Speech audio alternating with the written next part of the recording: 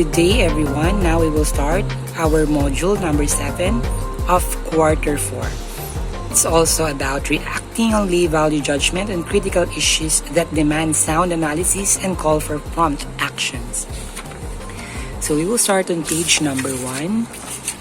So at the end of this module, you are expected to use statements to express facts and opinions in making judgments, and determine whether a statement is a fact or an opinion, and create a paragraph that centers around having a stand on a critical issue. So we should always determine the difference between fact and opinion. Somehow it's very crucial, it is somehow confusing, but we should master for us to really know what is true or not.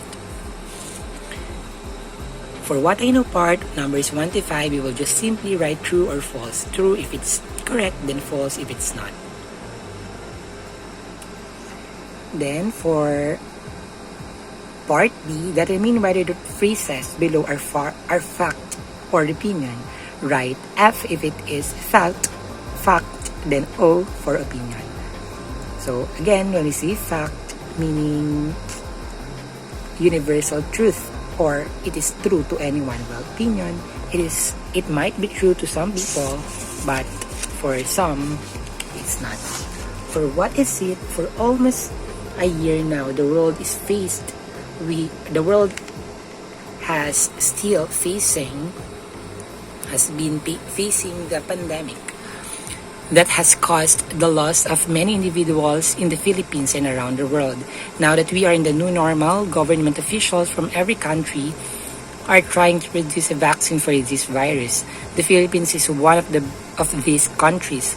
Here is an article on how Filipino scholars can develop a vaccine against COVID-19 published in the Philippine News Agency website. So here it is. Then we have the processing question here. It's all about the vaccination. And you will also read this one, which is all about the attempt of the Philippine government to have a vaccine for COVID-19 has drawn a lot of reactions from Filipinos from all walks of life. Here is a sample editorial on the COVID-19 science in the Philippines, published in the Philippine Daily Inquirer. So it's all about COVID-19 science by Segundo Eclar Romero. So after reading that, so you will read it by yourself, then you have to answer these questions. So making value judgment. Making value judgment is defined by dictionary. It is a judgment free from discrimination, dishonesty, etc., just impartial. It also means in conformity with rules or standards are legitimate. So making value judgment meaning it is not only about judging quickly right away after reading. So we have to indicate also the relevance, the sources, the credible sources, the valid evidences, strong evidences, and we have to set aside prejudices and biases, because that will make our judgment not valid and very biased. So here are some ways to improve your judgment. Number 1, recognize your default biases. Although humans can act rationally, emotions and unconscious motives can affect one's judgment most of the time. You must learn to set aside your biases to accept new information. Like what I said recently, that the first thing that we should do is to know our self-bias. What we believe, what is our favorite. After knowing that, we have to set it away. Because if we will always think about that, we will be selfish. We will always think only for what we believe. We will not be open for others' perspective and opinion. Number 2, consider opposite points of view. You must know that your judgment is not always the right one and must consider others' viewpoints. Your views are not always the right ones. And that's very correct. That you have also to put yourself in others' shoes for you to feel what they feel. for you to understand what they understand. Because sometimes, by going to that, or by wearing their shoes, by feeling what they feel, we will eventually understand that they have a point also. It's not only our viewpoint that matters, but also theirs also. Because at the end of the day, if we will combine all our judgment, we will all learn from that. And number 3, learn from experience. As the old saying goes, experience is the best teacher. Your experience can contribute to your judgment. So experience, meaning it's from real life. But do not generalize that whatever happened to you, you will always think that same thing will be the result. We have a different time, we have different situations, we have different response. So also, if you really had a worse experience, then you can avoid that. You should learn from that. But you should not let yourself to become afraid to try again. Know the difference between the fact and an opinion. Some words and phrases can help you identify a fact and opinion. So again, later we will generally differentiate these two terms. But we will proceed now to the distinguishing between facts and opinion. Taking a stand on critical social issues requires formulating an opinion based on facts. With this, we must familiarize ourselves with the difference between a fact and an opinion, and how do we formulate sentences based on these two ideas. So first, we will define these two terms. First one will be fact. This generally refers to something that is true and can be verified, such something that can be proven to be true. So when you say fact, it is universal. Even to in a baby, adult, teenager, president, senator, it will always be true because that's a fact.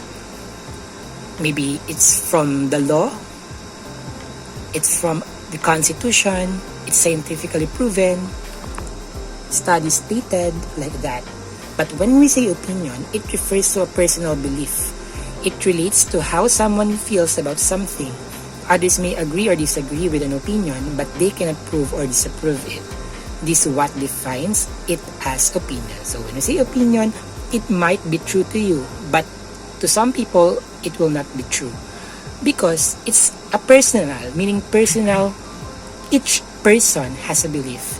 So you should respect that, and you should always be open for rejection.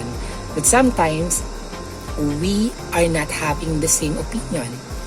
But it doesn't mean that they are wrong, that you are the only one who is true. But you have to always see that every viewpoint has a matter, is worthy to consider. So why are fact and opinion so important? So every student must distinguish between fact and opinion to develop their critical and analytical skills in reading and listening. Fact and opinion work together in texts and speeches, regardless of the materials read or viewed. Distinguishing between facts and opinion is crucial to becoming an autonomous person with the critical abilities necessary to avoid manipulation easily. So one way to identify if it is really a fact is to check the source and where it comes from. Because of that, we will really see if it is a fact or opinion. When you say opinion, if it is, the opinion can be based from facts, but it is combined with personal or subjective viewpoints where it makes it as an opinion. So the language of fact and opinion, signal words or phrases. Signal words are important to distinguish between fact or opinion. So if you will see these signal words, it seems to me, in my opinion, I believe my personal, my experience. It is having the possession, it's your self idea, because you are giving your own personal viewpoints, so you will use those, me, my.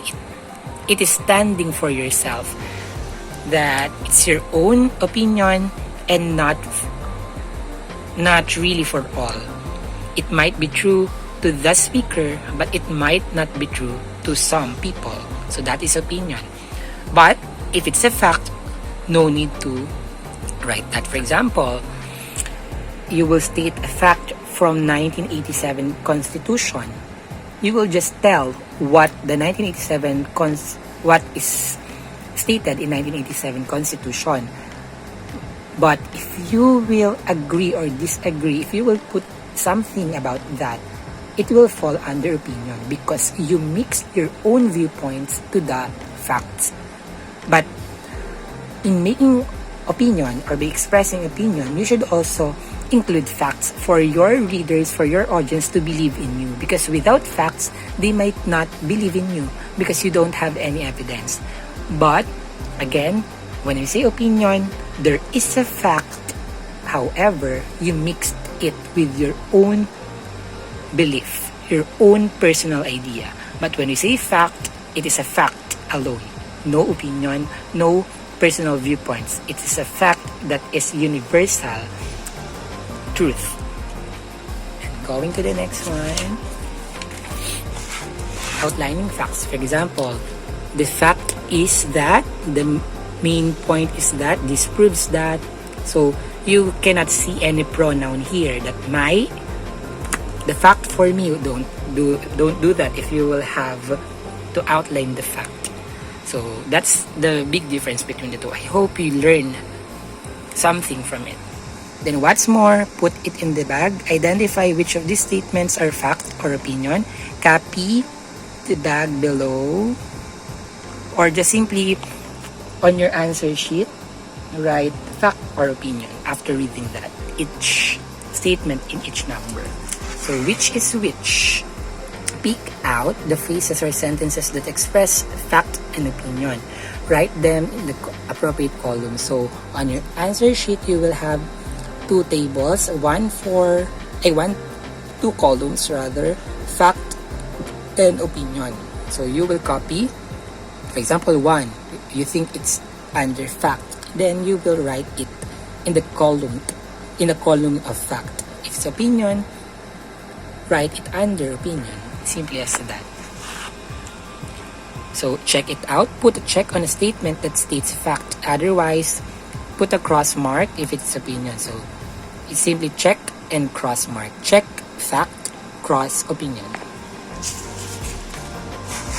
So it's 1 to 10. Then for independent assessment, to finish with facts, use the following phrases. Make your own sentences that expresses facts about the new normal education. Again, it's a fact, meaning it will not be based from your own experience only, but you have to cite information maybe from DepEd, from your school, like that, but not showing opinion. It's a fact for all, that everybody will agree and no one will reject that because it's a fact. However, in independent activity 3, which of these statements presented value judgment on specific social issue? Right? J, if it's fair judgment. B, if it's not. J, meaning the situation is really fair. There is sound judgment. And if there is not sound judgment, meaning you will write letter B. So it's 1 to 5. A thought to ponder. Write a short paragraph about your stand on the issue presented. Classes for school year 2020-2021 should be postponed due to the threats because of COVID-19. Maybe we are telling here the 2021 to 2022, the next school year. So what is your own opinion about that? You can cite facts also, and you can mix it with your own personal view. You can include your self experience like that, And you will be graded according to your content. If it centers to the given topic, which is about the postponed, about planning to postpone the opening of school year, next school year, then 5 points. Structure, there is margin, there is indentation, 5 points. Grammar, if you really consider correct grammar, then you will have 5 points. Style, you have the words, the signal words for opinion, then for fact, then you will get 5 points. So use it appropriately. Then what I have learned, you will simply complete these statements. The things I learned are, so what did you learn about the fact and opinion? The questions I have are, if you still have question which is not really clear to you, then you may write it. So if I will read it, I will also do something about it.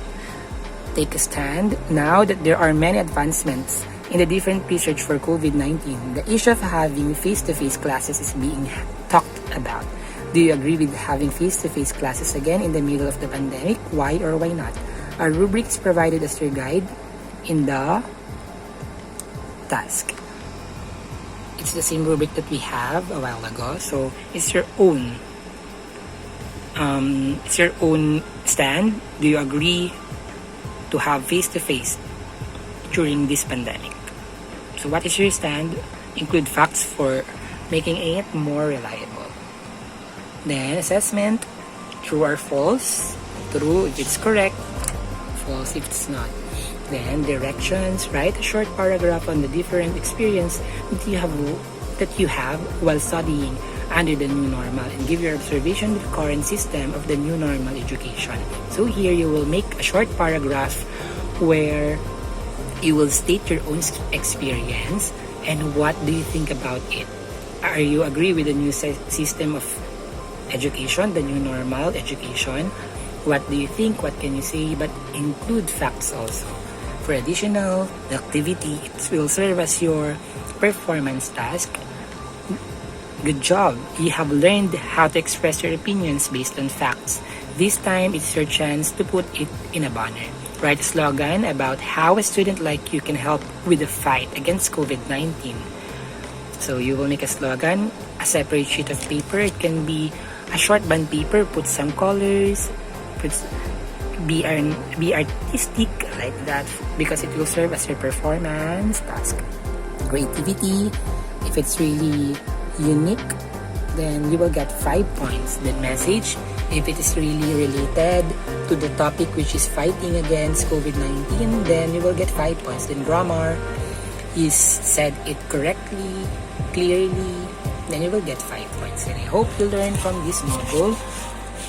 And opinions and facts, they are related from one another, but they have significant difference. Fact is universal. Opinion is not for all. It's only for some. It's for only individual. So if you still have questions, feel free to message your English teacher. Goodbye and stay safe.